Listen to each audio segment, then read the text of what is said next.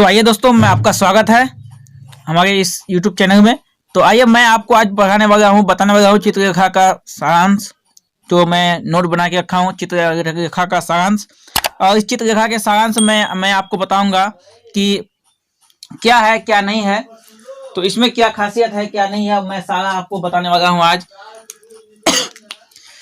तो देखिए, चित्ररेखा का सारांश ज़्यादा टाइम नहीं करते हुए मैं बता रहा हूँ आपको चित्ररेखा का सारांश। चित्ररेखा सारांश में क्या लिखा हुआ है, क्या कहना चाहता है, आखिर चित्ररेखा कितने परिच्छेद में है। तो इसका परिच्छेद अगर ऑब्जेक्टिव में पूछेगा तो आपको बताना होगा कि 22 परिच्छेद में चित्ररेखा लिखा गया है। कितने क्षेत्र में? 22 परिच्छेद में चित्ररेखा लिखा गया है। तो इसमें क्या है कि देखिए, चित्ररेखा की शादी बाल्यावस्था में ही कर दी जाती है। किसमें? बाल्यावस्था में ही कर दी जाती है परंतु कुछ समय बाद उसकी पति की मृत्यु हो जाती है और वह बाल विधवा के रूप में जीवन यापन जीने को विवश हो जाती है। बाल विधवा मतलब कि बचपन में शादी दिलाने के बाद जो होती है उसे कहते हैं बाल विधवा।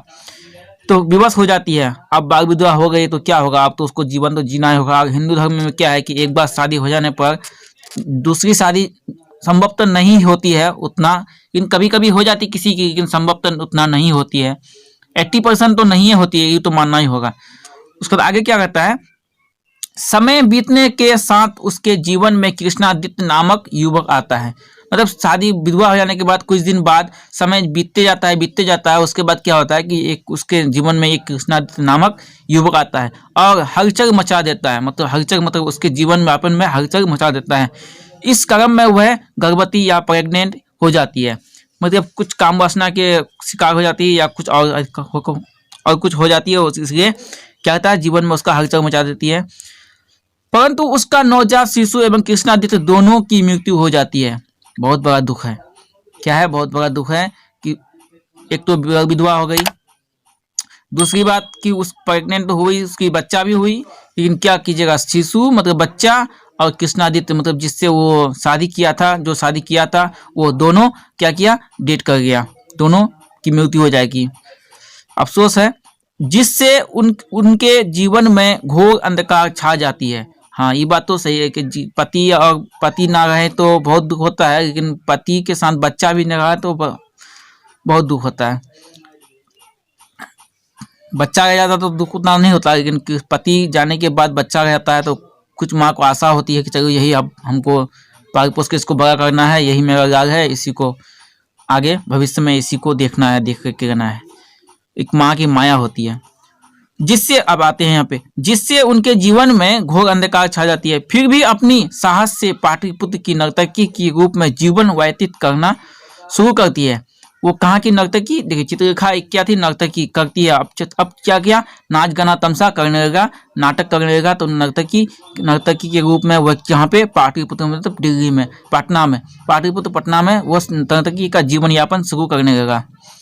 उसके बाद क्या है कि इस क्रम में वह सामंत बीजगुप्त की प्रेमिका बनकर उसकी पत्नी के समान रहने लगी। देखिए, जब नर्तकी में शुरू किया तो क्या किया कि सामंत बनकर अपने पति मतलब वो सामंत बनकर क्या किया, अब क्या किया कि कुमार गुप्त से उसका प्रेम हो गया और उसकी पत्नी बीजगुप्त की पत्नी बन के रहने लगा। किसकी? इस क्रम में वह सामंत बीजगुप्त की पत्नी प्रेमिका बनकर रहने लगी। उसके बाद क्या होगा, चित्ररेखा कथानायक की नायिका और केंद्रीय पात्र है। ये चित्ररेखा जो है इसका उपन्यास है। उपन्यास में क्या हुआ कि कथानायक का चित्र मतलब केंद्र प्रभाव क्या हुआ, वो चित्ररेखा ही बता रहा है। किसको? चित्ररेखा को ही बता रहा है। उसके बाद आइए स्टेप चेंज करके बाद जैसे यहाँ पर लिखा हुआ है ना, ऐसे नोट बनाना है, वहाँ पे लिखना है तो अच्छा नंबर आएगा। ऐसे स्टेप बाय स्टेप लिखिएगा तो अच्छा नंबर आएगा आपको भी, और पढ़ने वाला भी देखेगा, एग्जामिनर भी सोचेगा नहीं बच्चा लिखा है एग्जाम पे ये स्टेप बाय स्टेप। ऐसे क्या होता है कि हमारा नज़र में क्या है कि एग्जामिनर के नज़र में एकदम फोकस करती है, नहीं लिखा है सही से, मेन टॉपिक ऐसे लिखिएगा तो अच्छा नंबर आएगा। उसके बाद देखिए क्या है कि जब उसकी शिशु की मृत्यु होती है उसके बाद लोक लज्जा त्याग कर नर्तकी का रूप धारण कर लेती है और मदिरा तथा रंग रैलियां में अपने को खो देती है। हाँ, ये देखिए, जब किसी पे ज़्यादा प्रभाव पड़ जाता है, दुख हो जाता है, तो वो तो किसी न किसी उपाय तो के सहारे तो उसको जीना है, जिंदा रहना है, भले वो मरने के सिवा। उसके बाद क्या कहता है इसके बाद वह योगी कुमारगिरी के ओर आकर्षित होकर उसके आश्रम में पहुंचती है। उस समय उसके हृदय में क्या हुआ, परिवर्तन होता है और एक शिष्या बनकर योग साधना सीखता या सिखाना चाहता है। मतलब क्या है कि एक गुरु जो था, गुरु का नाम क्या था, योगी कुमारगिरी। योगी जो कुमारगिरी था तो उसके सामने गया और सोचा कि चलो अब इसके नर्तकी उर्तकी छोड़ देना है, इसके साथ हमको रहना है, इसका शिष्या बन के रहना है, सेवा वेवा करना है, यही सोच रही थी। कौन? चित्रलेखा। बहुत शॉर्ट में आपको हम बता रहे हैं, बहुत शॉर्ट है, ज़्यादा कोई लंबा नहीं किया, लेकिन आपको जब लिखना है तो इसके माध्यम से मेन टॉपिक हम उठाए हैं यहाँ पे, और आप इसको बहुत लंबा से लंबा बना सकते हैं, क्योंकि 22 परिच्छेद है तो 22 परिच्छेद का 2-2 स्टेप उठाइएगा तो बहुत सब हो जाएगा, लेकिन हम उसको काटते छांटते छोटा करते करते हम यहाँ तक इसको इतना छोटा किए हैं कि आप लोग जल्द से जल्द समझ जाएंगे, अच्छा से समझ पाएंगे। तो देखिए क्या कहता है, लेकिन ऐसा हुआ नहीं क्योंकि कुमारगिरी ने उसे अपनी वासना का शिकार बना दिया। देखिए इसके पास 3 ये हो गया, पहला शादी किया, बाल विधवा हुआ, दूसरा इसका कृष्णादित्य से प्यार हुआ, उसका शिशु उसको भी डेट कर गया। अब उसके बाद क्या हुआ कि यहाँ पे अब देखिए किसके साथ होता है, कुमारगिरी के साथ अपनी काम वासना का शिकार बना लेती है। तीसरा स्टेप यहाँ पे हो गया, हाँ तो बना लेती है। इससे उसके हृदय को काफी ठेस पहुंचती है।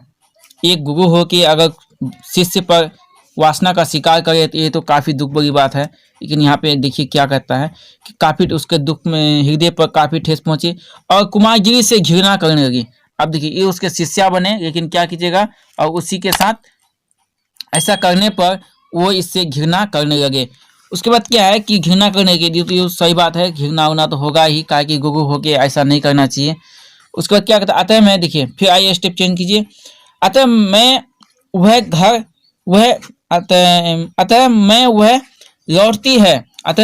लौटती है। मतलब क्या कि इतना सब होने के बाद अब क्या किया, लास्ट में वो कहाँ होती है, वो अपने घर लौट जाती है और अपनी सारी संपत्ति दान कर बीजगुप्त के साथ भिखारिन के रूप में, उसका जो गुरु था क्या था, बीजगुप्त, तो अपनी घर आती है। आने के बाद क्या किया, कुमारगिरी के पास शिक्षा लेने के काम वासना ये सब होने के बाद वो क्या किया, अपनी घर आया। घर आने के बाद वो अपनी सारी दान संपत्ति, मतलब उसके घर में जो जो थे सब दान पुण्य करने के बाद क्या किया कि बीजगुप्त के साथ भिखारिन के रूप में, मतलब वो दान पुण्य करने के बाद उसके पास कुछ नहीं रहा था, भिखारिन बन गया वो, वही भिखारिन के रूप में चल पड़ती है और इस महान त्याग से सबको चकित और भावुक, मतलब द्रवीभूत कर देती है। इस महान क्या है, इस महान त्याग से, मतलब सब कुछ जब त्याग कर देती है, दान पुण्य कर देती है, तो ये महान त्याग तो हुआ ही। ये महान त्याग को देखते हुए सबको ये कर देती है, मतलब चकित कर देती है। सब चौंक जाता है कि आखिर ऐसा क्यों किया, वो किस लिए किया, लेकिन इसके अंदर क्या पीड़ा कोई नहीं समझा कि आखिर इसके अंदर क्या क्या हुआ क्या नहीं हुआ, तो ये सबको कोई नहीं समझा। इसलिए यहाँ पे देखिए यही सबको समझते हुए क्या होना चाहिए कि वो यहाँ पे इतना बड़ा काम रिस्क से उठाया। तो कैसा लगा ये सारांश चित्रलेखा का? अच्छा लगा हो तो लाइक शेयर कमेंट जरूर करें और हमारा इस YouTube चैनल को सब्सक्राइब कर दें ताकि हम नेक्स्ट वीडियो डालें तो आप तक जरूर पहुँचे। मिलते हैं फिर नेक्स्ट वीडियो में, तब तक के लिए जय हिंद।